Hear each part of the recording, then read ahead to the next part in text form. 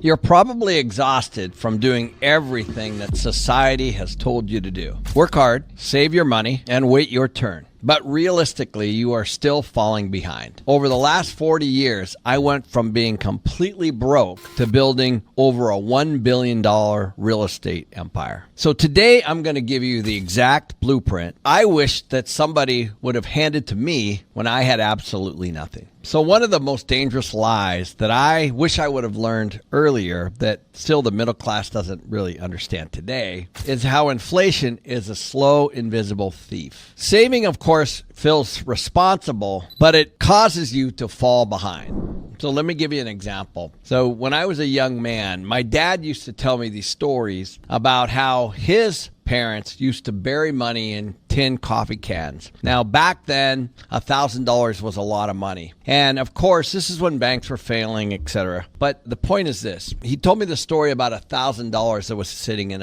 a coffee can that he found much, much later. The interesting thing is $1,000 back then is worth about $23,000 today. But out of the ground, it's still $1,000. So why is that? How can $1,000 buried in a tin can be $23,000 later? The answer, of course, is inflation. This is a story way before my time, but this is exactly what's happening to your savings right now. Just like then, inflation slowly, dollar by dollar, steals your wealth. The interesting thing that got me out of the rat race, what was right in front of me, I couldn't see myself until I could. So many of you may have had that similar experience. But for me, what happened, I was collecting rent each and every day as an apartment manager, and the owner of the building came in, and he was just a traditional business guy, but he had bought the building by getting a bunch of his friends to pitch in and invest it. Now it's, of course, called a syndication. I'm sure it was back then. But the point is, he walked me through the story, and he gave me kind of the blueprint for exactly how he did it. What I learned was that the tool wasn't necessarily cash. It was the network and the knowledge and being able to see the deal itself. The cash is what most people focus on, is oftentimes what people are obsessed with. But what I learned from him, that was really more about the network and the relationships and actually seeing the deal itself. And so once you see something like that, and once you hear something like that, you absolutely just can't unsee it. So it took quite a while from that point, however, because you don't take immediate action. And certainly you don't trust, of course, just from a conversation with one person that is going to be the case. And so what I did is I started to seek out other people that were just like him, and I started to build my case. And of course, I started to believe more and more and more just by talking to more and more people. And this was, of course, over a period of years. It wasn't immediate. I didn't go out and take action the next day. And I certainly didn't believe just something from one person. But what it did is it opened my mind. And from there, I just was trying to fact check and actually talk myself out of it more than anything else. But what I realized is that it was sitting there all along. It was just something that I did not see before. And from that point on, now I could see it. I could absolutely see how could I take and find something that nobody else was seeing, get money from other people, and mutually all of us win by investing and managing, and then, of course, returning the capital that we originally find. Then, of course, just returning the capital that from the original investment back to those folks. And all I've done from that point is just rinse and repeat. It's the exact same process. Find something that nobody else can see, find the capital to buy it, understand how to manage it, and then figure out how to return it and keep the asset. It's interesting because I think a lot of people focus on, one moment, some kind of painful experience, and what all of a sudden you are very different, like a light switch. But the reality is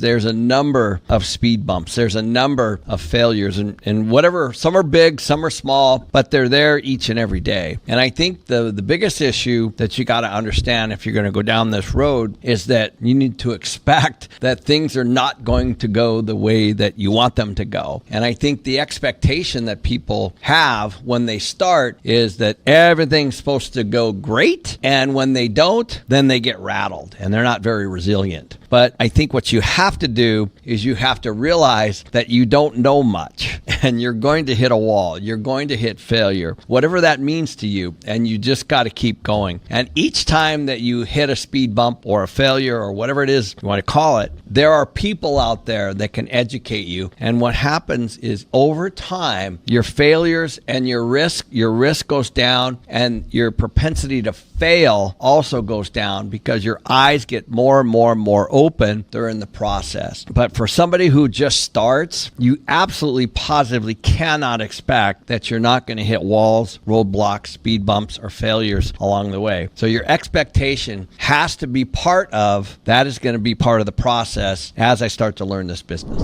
So I'll give you an example. My partner and I, Ross, we started to go off track into what was called condominium conversions. And we bought a couple properties. Actually, we bought a lot of them. Some of them we did very, very, very well. And we were basically taking apartment buildings and converting them into condominiums and selling them off individually to homeowners or people that would buy an individual condo and then rent them. There's a process to that. And we built all these different teams to be able to pull that off. What happened in the GFC when the banks stopped lending to investors, whatever we were selling stopped selling. So we had converted an apartment building to a condominium. We had sold about half of it. And then, of course, the people that wanted to continue to buy could not get loans or investor loans to be able to take out those individual units as we were delivering them from apartment to condo. And what that did is it stalled our whole project right in the middle. And of course, that particular deal was based on selling 100% of all the units and a profit at the end. As you guys may or may not know, all the profit literally is at the end. You have to get to 85% through the project to be able to reap any of the profits. All the rest is the CapEx, the financing, and all the sales costs and all the things that it takes to get through the project. So when you stop in the middle, you've lost some money. And so when that happened,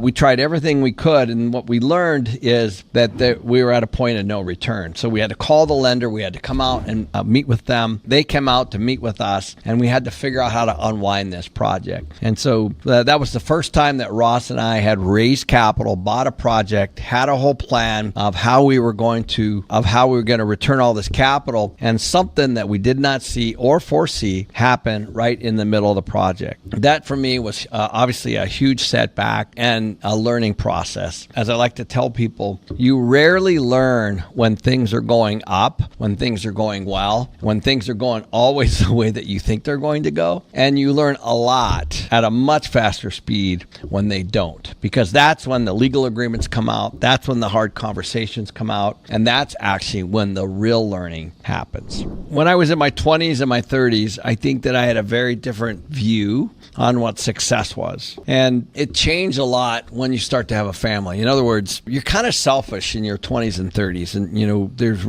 you're just trying to prove something. You're just trying to survive. You're just trying to build wealth or income or, however you define that. My investment committee meets every week. And we've been seeing some pretty interesting